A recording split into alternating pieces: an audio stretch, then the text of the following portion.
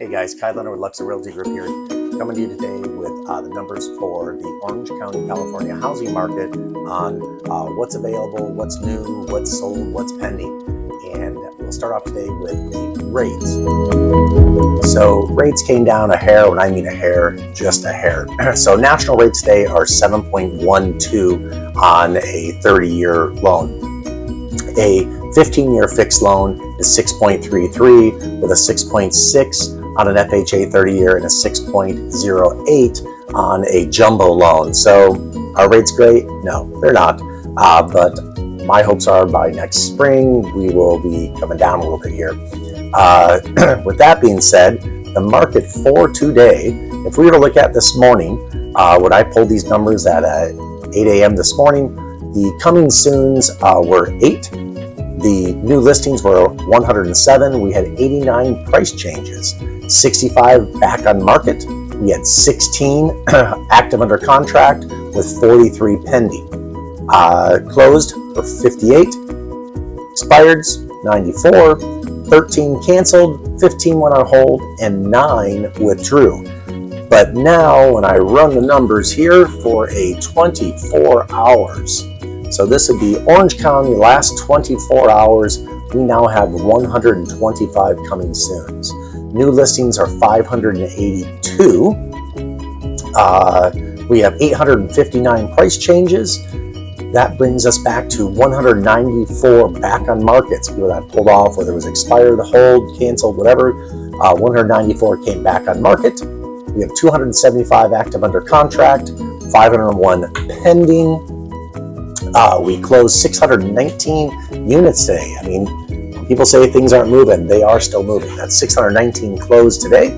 Expired is 97, which really isn't very much. I mean, as of this morning, there was 94, so we picked up 3 by the end of the day. Canceled listings, 165, and 118 went on hold for whichever reason, and 107 threw in the towel and said, we're not selling anymore. So numbers, we're not looking too shabby here. So let's get a little bit for today, Tuesday. We jump into Tuesday here, and we're going to jump over to Huntington Beach. In Huntington Beach, as of this week, single family active residents, we have 164 active today. Yesterday was 166, last Tuesday was 166, and the week before that was 158. So inventory grew, in 2 weeks, inventory grew 6 units for single family. We have 69 and pending or under contract. We have 92 that closed, and we have 14 that expired. And the 92 and 14 are what happened the last 30 days. For condos, we have 73 active, and 2 weeks ago we had 69, so only 4 more. 43 closed the last 30 days, 48 closed, 43 are pending and active under contract with 1 expired. So, things aren't really crazy. We don't have a lot of inventory, and what is out there is moving. Not moving as fast as it was, say, 9 months ago, but it's moving. In Costa Mesa, single family, 77 active homes. Single family. Last week was 72, and the week before was 77. So that's staying pretty level. 38 pending, active under contract. 42 actually closed in the last 30 days, and 5 expired. Now, those expireds did jump up. Last week, there was only 2 condos, and all of Costa Mesa expired, and the week before 2. Now we're at 5, so we picked up 3 in 1 week. So that can get a little bit, scary. I'd like to see expireds. Newport Beach, active, 95. Interesting here. Last week we had 97. The week before was 98. Today we have 29 pending or active under contract, 30 that closed in the last 30 days, and we have 7 that actually expired, which is down from 9 the week before. So we had 2 drop off and 13 the week before that. So we had 4 drop off prior. So the expireds are dwindling on that end. Laguna Beach, one of my favorites, beautiful area. Active single family, 89 today. That has grown. 2 weeks ago we were 86, and last week we were at 83. So kind of took a dip, and it's back up. 13 pending or active under contract, with 18 closed in the last 30 days, and 9 expireds. They picked up 1 in a week. And condos there, we have 12 active condos, The last 2 weeks, we had only 8. We have 0 pending under contract. We have 2 that have closed in the last 30 days, and we have 1 expired. So if you're looking for a condo in Laguna Beach, now may be a good time. The fact that listings, they grew 50% or up to 12 listings. 0 are pending. The last 2 weeks, we at least had 1 pending or active under contract, and only 2 have closed in the last 30 days. 3 weeks ago, there was 3. So that means 2 closings in 15 days. And we have 1 expired. So again, you're looking for a condo, that might be the market to buy a condo in, because things aren't moving and you might have some panicked sellers there. Not saying that everyone's panicking in this market, but there might be something there. If we jumped into Irvine, we have 168 single-family residents as of today. And that actually, last week it was 169, the week before it was 167, and it had dropped as low as 4 weeks ago, 5 weeks ago, down to 163. Prior to that, it was all the way up to 178. So the inventory took a little bit of a dip, raised up, but still is very low from 2 months ago. It's 10 less. 68 that are active or under contract. 83 have closed in the last 30 days, and 14 expired, and that's been 14 for 6 weeks now. So not a lot expiring there in Irvine. When you come to condos, they're actually down. 173 active condos. Last week there was 177. The week before was 180. So they're taking a little bit of a dip there. 86 pending or under contract. 92 closed in the last 30 days, and only 13 expireds. So they're not worried over there too much. And Kappa Beach, again, another one of my favorites, active. We have 16 active single-family residents. We were only at 14 for the longest time, but we're now up to 16 there. They picked up 2 in the last week, or 2 weeks. We have 1 that's pending or active under contract, and we have 8 that have closed in the last 30 days, and only 1 expired that we picked up 4 weeks ago. That's about to drop off here, I guess, for the last 30 days. Good area. Obviously, it's not moving too fast, but it's also not dead there either. So again, we have buyers in that area. If they don't need to sell, they're just not going to sell. Our buyers have kind of gone on strike. Laguna Niguel, active, 80 single-family residents. It grew 1 from last week, and last week was down 2. So we're staying pretty level as I look across in the last 8 weeks. It's gone from 81 down to 79 and back to 80. 24 pending or under contract, and we have 38 that actually closed in the last 30 days. With that, only 4 expireds. They're dropping off, so we're not gaining any expireds in Laguna Niguel on the single-family residence. When it comes to condos, we're at 43 active. Again, another one that 8 weeks ago was 41, dropped down to 38. We're only up to 43. Growing a hair, but not much. 14 that are pending or under contract. 23 have closed in the last 30 days, and 0 expireds. Again, all these buyers are sitting there thinking everything's crashing. We're losing. I think the buyers are sort of holding, the line right now. Or sorry, not buyers. Sellers are sort of holding the line, saying we're not going to sell if we're not going to get the price we want. So it's a little tough. Now, will interest rates affect the housing prices? Yes. If they stay where they're at, or if they keep going up, eventually they are going to affect the price of the home. Now, my opinion is if they stay where they're at, yes, things have slowed down, but in some areas, things are still moving, just moving at a slower rate. Again, a lot of these sellers are on strike. I think they will just hold out until they get the price that they want. So will prices come down if we stay here bordering at 7, or will they start to drop? I personally think they'll sort of stay right there, maybe get a little reduction, but stay at the 7 until the recession lifts, until people feel that 7 is the new norm and wages grow a little bit. They'll just hold for the wages to catch up with their value. Now, that's not true in all markets, not even all markets in Orange County, but in some of these areas I've been naming today. Now, what we're feeding, or what we're dealing with right now in the market is buyers, they're running around thinking that, everything should be 50% off because rates have jumped up.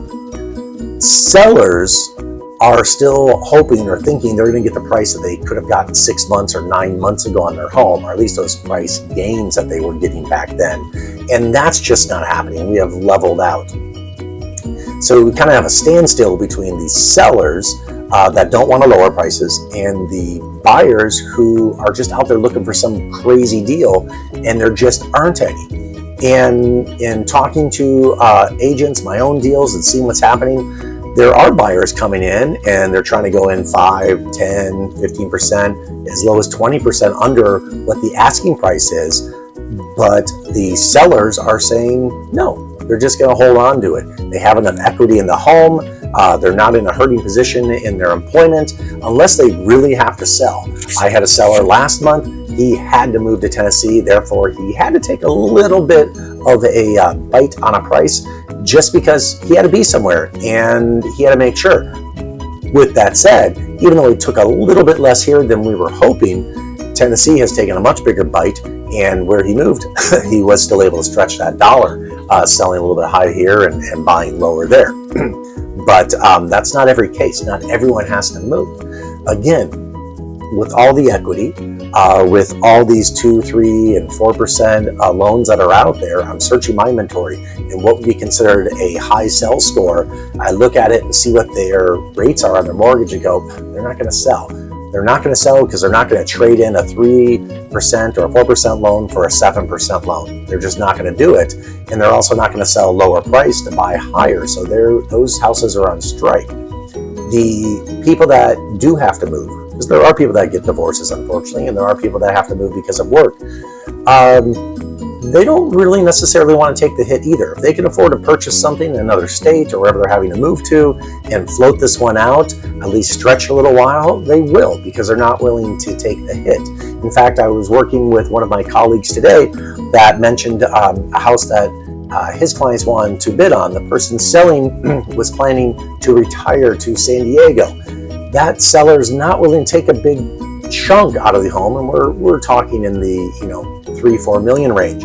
They're not willing to take $1 million off their home right now or more. They're not willing to do it because that's the retirement fund, and since they own a $4 million home or almost $4 million home, they're not really in the position that they have to sell. They'll just put off their retiring in San Diego a little bit longer until they can get the price they want.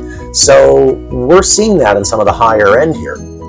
So with that said, a tip for sellers: if you price your home too high, what's going to happen is it's going to sit on market. And when it sits on market is when I'm seeing these buyers coming in and they're going, hey, we want to lower offers because it's been sitting. Something must be wrong. They need to get rid of it.